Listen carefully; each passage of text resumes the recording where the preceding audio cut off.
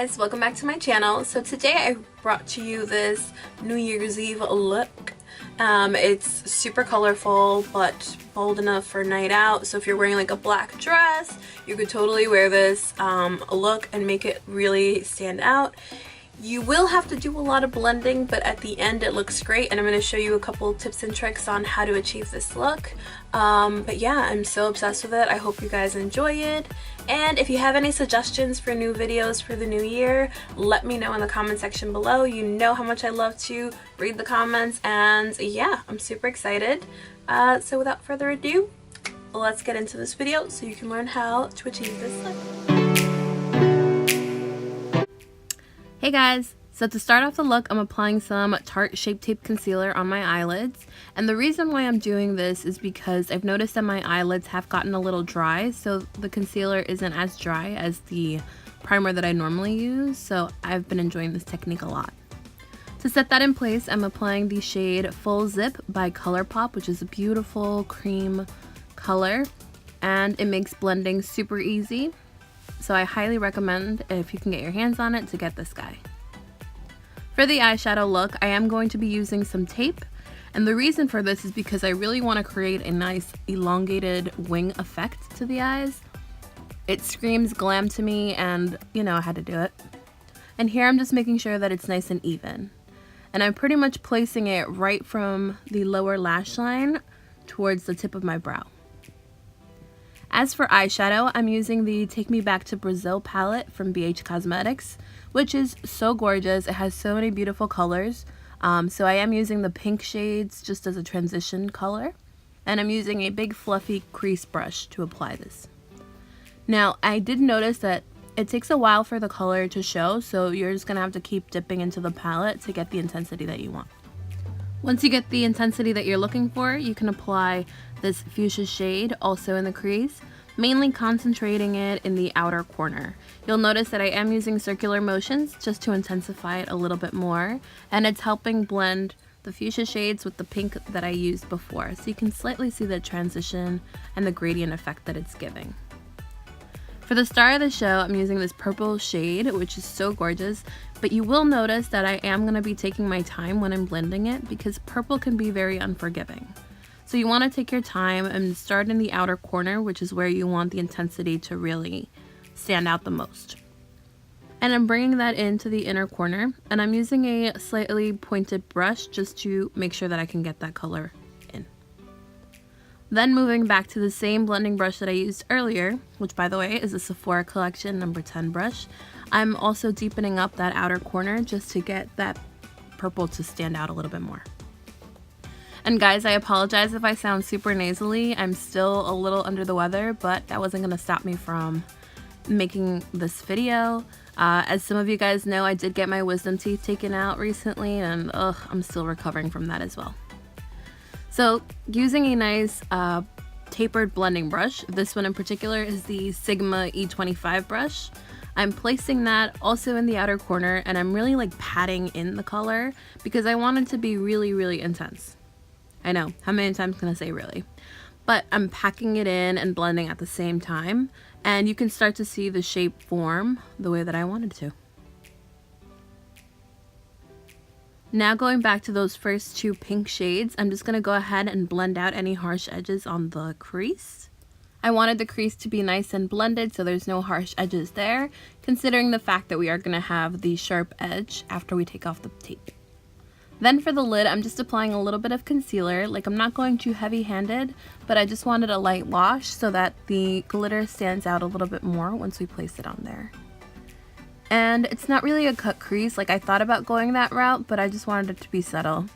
So I'm just setting that in place with some Full Zip eyeshadow. I don't know why I went blank there, but I'm just placing a little bit there with a blending brush. And then I'm going to apply a thin layer of glitter glue. This one in particular is by NYX, and I think I prefer this one way more than the TooFaced one, to be honest. So I do recommend it, plus it's so much cheaper, so why not? For the glitter, I'm using this one from NYX, and it's in the shade Crystal. It's like a holographic glitter, and it's so pretty. It has so many different colors so that it stands out more. It's like a little disco ball, and I thought it was perfect for New Year's.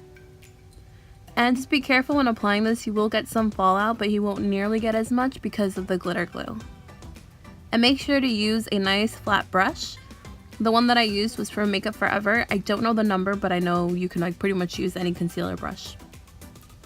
Going back into the palette, I'm dipping into the purple shade, and I'm just going to intensify that purple just even more. And I'm also applying it right between where the glitter and the eyeshadow meet, just so that it's nice and blended. So again, I'm packing it in and going around the edge of the glitter.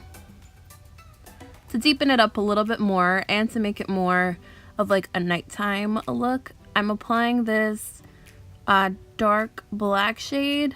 I mean, it's not super black, like I wish it was, but I guess it's the black shadow in the palette, just to intensify it, and it's gonna make it look really good, especially with the wing liner.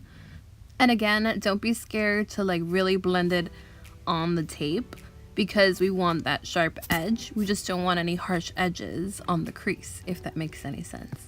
So just apply the color until you achieve the desired intensity, and then dip back into the purple shade to blend out any harsh edges on the crease. And just take your time. Again, blending is key. It's going to make it look really seamless and make it stand out. I've gone to apply my eyeliner off camera because you guys have seen me apply this a million times. And then I'm going to go back into the black shade, connecting it from the wing into the crease, as you can see. And I'm really taking my time placing that color. I don't want it to be too overpowering or to bring it up too high, but I just wanted it to look nice and elongated. And as you can see, by just adding this black shade, it's already intensifying the glitter a little bit more, so it really stands out. And again, blend it in with the purple shade just to make it nice and seamless. For lashes, I'm applying these Lion-Hearted Lashes by Kim Tai. So, voila, they're on. They're super fluffy, and I think they completed the look. I've also done my brows off camera and primer because, again, I've done it so many times, you guys are probably tired.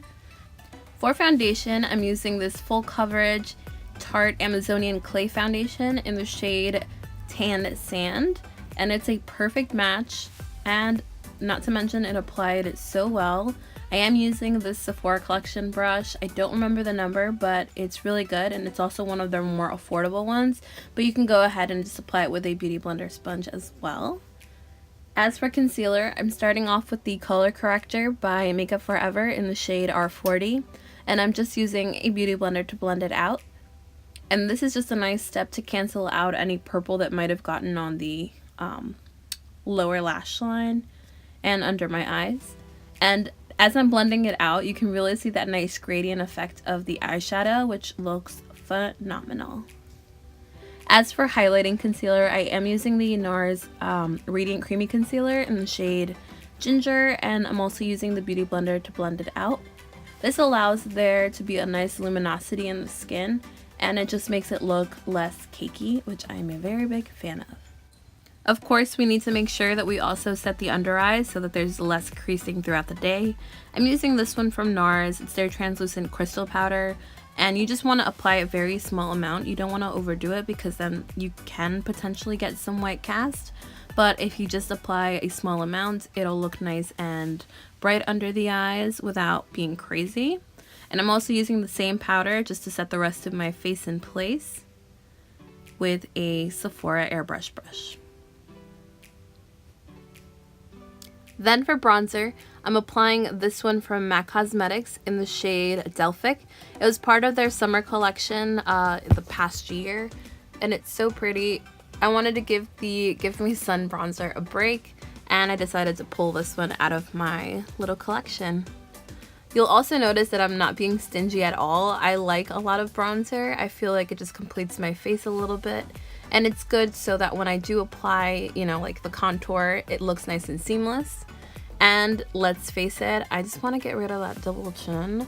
And if I'm going to start doing that, probably New Year's, but if makeup can help a little bit, I will certainly add that. Next, I'm using the Tarteist Pro Glow palette, and I'm using the shade Sculpt just to give myself a quick contour. I feel like with my face, I can't always do the best contour because my cheeks are just so round.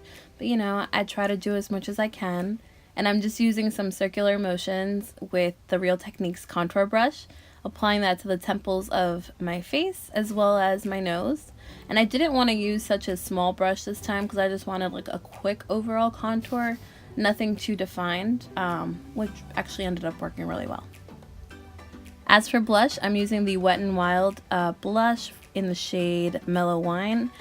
I learned my lesson from the last time. I'm just applying a very small amount just to give my skin that like flushed look. And I'm also applying it on my nose and my chin.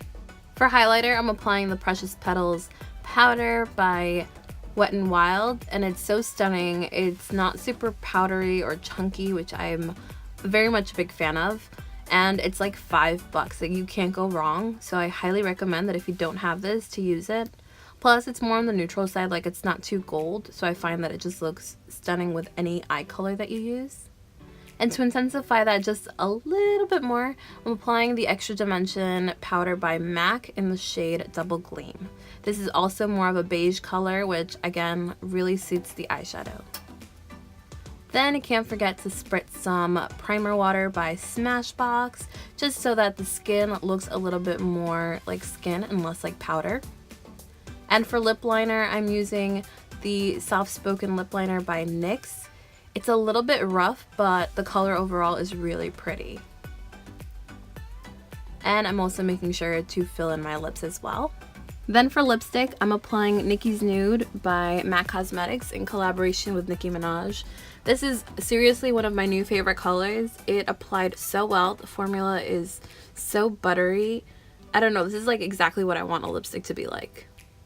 And to top it off, I'm using the Lancome Mirrored Gloss in Mirrored Nude. I'm not really sure what the name of the actual formula is, but it is so gorgeous, and I think it just like finished it off. To wrap up the under eyes, I'm applying the same pinks and purples that I applied in the crease on my bottom lash line, just so that it looks more completed and less harsh. Because again, it can look very top heavy if I only do the top of the eyes and not the bottom. And then I'm really smoking it out with that purple just to intensify it more. With the black shade of the palette, I'm also just connecting that to the wing, and I'm placing that on the outer third of the eye, being careful not to bring it in too close to the inner corner. I also made sure to use some black liner. This one in particular is by Makeup Geek, and it's in the shade Obsidian, and I'm only placing that about halfway in. Then I'm going back into the palette with that black shade just to blend out the harsh edges from the eyeliner because we want it to look nice and smooth. As for the inner corner, I'm using this icy shade from the palette. I don't really know how else to describe it except icy, but it's really pretty and I feel like it just completed the look. And there you go. That is the final look. I hope you guys enjoyed it. I had so much fun creating it. It really made me step out of my comfort zone, and yeah. I can't wait to see you in the next video. If you have any suggestions, of course, let me know in the comment section below. Until next time, bye!